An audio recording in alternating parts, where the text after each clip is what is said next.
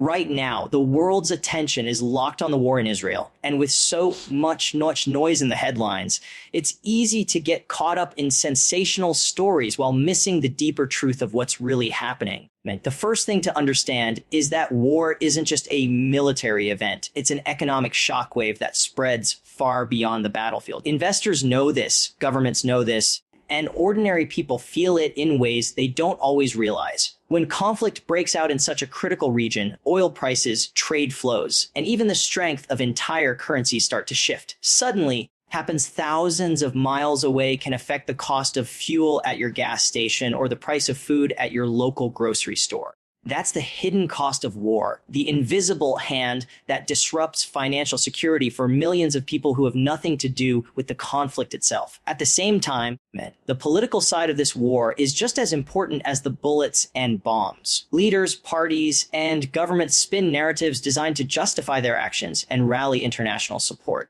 But the truth is rarely as simple as the stories were told. Each side pushes its version of events, and global powers often use these narratives for their own agendas. That's why when you hear about peace talks, investment, ceasefires, or escalations, it's not just about ending violence. It's about who controls the story and who gains leverage on the world stage. The lesson here is clear: don't take headlines at face value. Always ask, who benefits from me believing this version of events? But beyond politics and economics lies the part that too often gets ignored, the human toll. Families are being torn apart, children are living in fear, and entire communities are being displaced. These aren't just statistics, they're lives. While markets adjust and politicians negotiate investment, ordinary people are paying the ultimate price with their safety, stability, and futures. That's why it's crucial not to let the financial and political dimensions of this war completely overshadow the humanitarian reality. Numbers on a chart matter, yes, but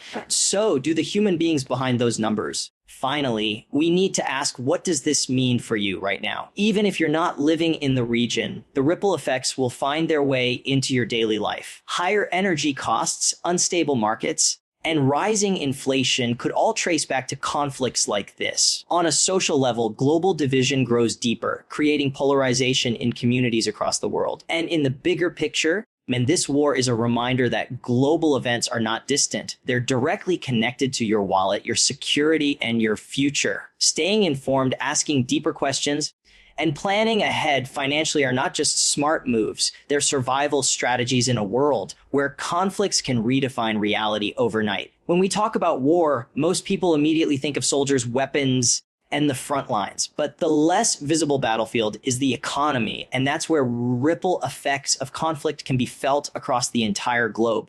The war in Israel is no exception. It's not just about territory and politics. It's also about money, trade, and financial stability. To understand what's really going on, you have to look at the hidden costs that spread like shockwaves through global markets. Every conflict in a region as strategically important as the Middle East immediately raises concerns about energy prices. Israel itself isn't a major oil producer, but its geographical proximity to key trade routes and oil-rich nations makes investors nervous. The moment uncertainty rises in the region, oil futures spike. That affects everything from the cost of transporting goods across oceans to the price you pay at the pump. And when energy costs rise, inflation usually follows right behind, hitting ordinary people who are already struggling with higher living costs. Another layer of economic fallout comes from the way war impacts investor confidence. Financial markets hate uncertainty, investment, and nothing breeds uncertainty like armed conflict. Stock markets tend to react with volatility. Currencies tied to the region weaken. Investment and global investors start moving their money into so-called safe haven assets like gold, US Treasury bonds, or even the dollar. This kind of shift can drain liquidity from emerging markets, push developing nations deeper into debt, and destabilize economies far removed from the conflict itself. In other words, investment. A war that seems distant can end up shrinking investment opportunities or raising borrowing costs in countries halfway across the world. Local economies, of course, suffer most directly. Businesses close, supply chains break down, and international companies either pull out or pause operations. Tourism, one of Israel's important industries, is essentially frozen during wartime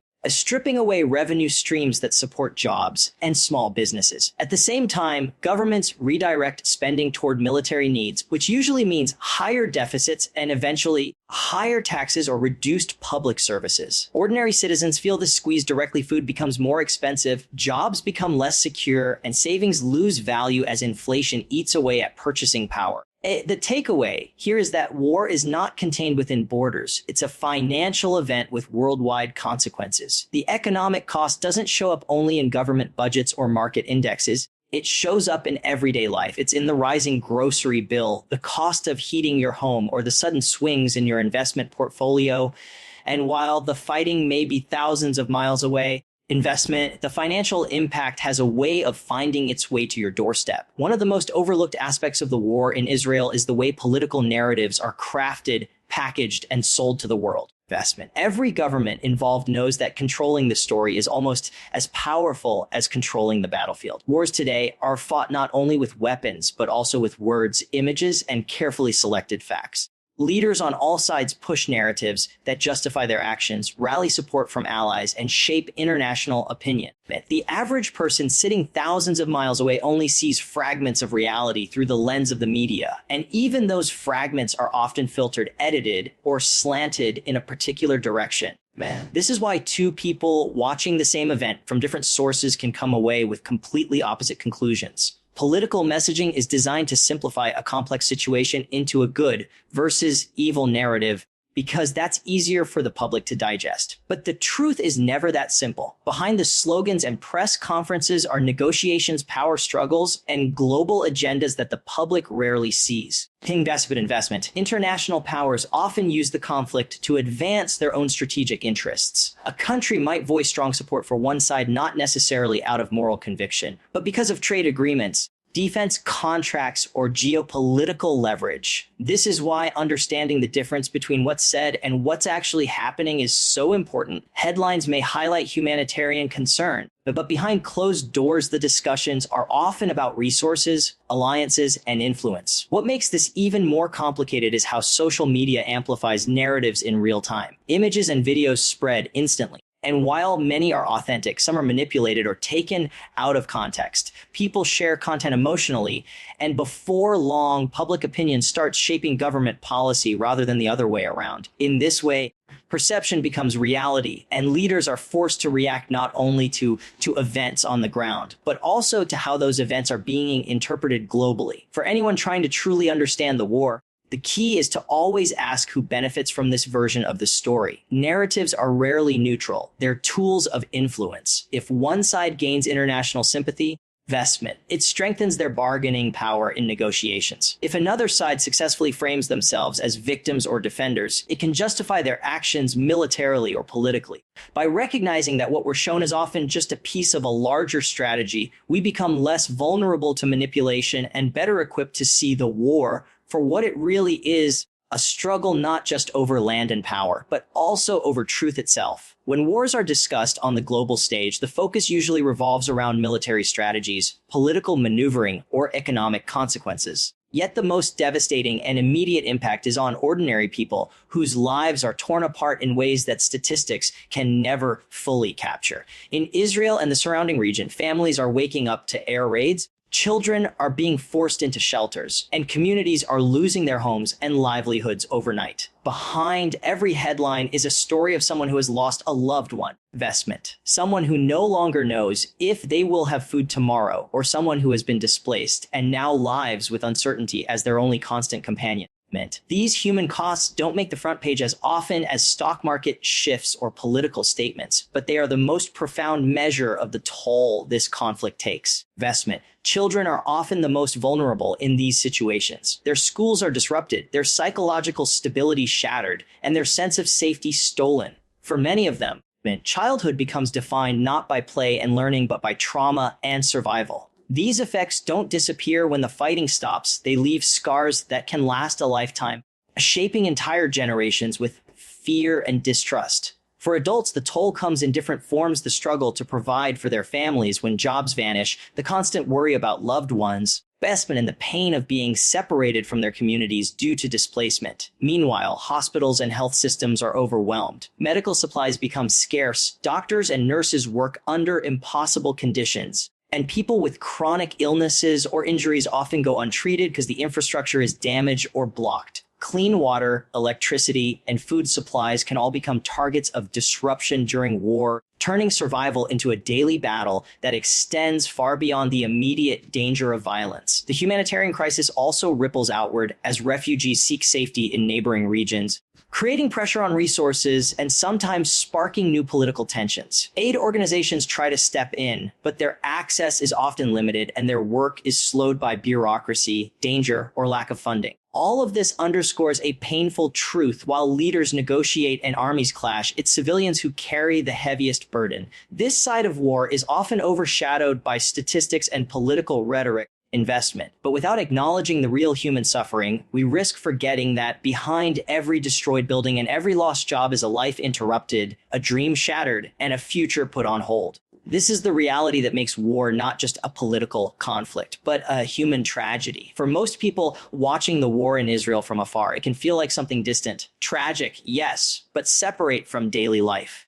The reality, however, is that conflicts like this never stay contained within borders. They ripple outward and reshape the world in ways that affect ordinary people everywhere, whether they realize it or not. The first and most obvious impact comes through the economy. Wars in strategic regions tend to drive up energy prices, and when the cost of oil rises, it shows up in the price of gas, heating, shipping, and even groceries. Inflation creeps higher, and families already struggling with tight budgets find themselves paying more for essentials. Investors, meanwhile, face more volatility. Investment, with stock markets swinging on headlines and safe haven assets like gold or bonds attracting sudden inflows. This means your retirement savings, your 401k, or even your emergency fund can feel the shockwaves of a war happening halfway across the globe. Beyond the financial strain, there's also the social dimension. And conflicts like this intensify polarization around the world, especially in countries with diverse populations. People take sides, communities argue, investment, and the war's narrative becomes a source of division even in places far removed from the actual fighting. Social media amplifies this effect, creating echo chambers where opinions harden and hostility grows. Ordinary people can feel this tension in their workplaces, schools, or neighborhoods,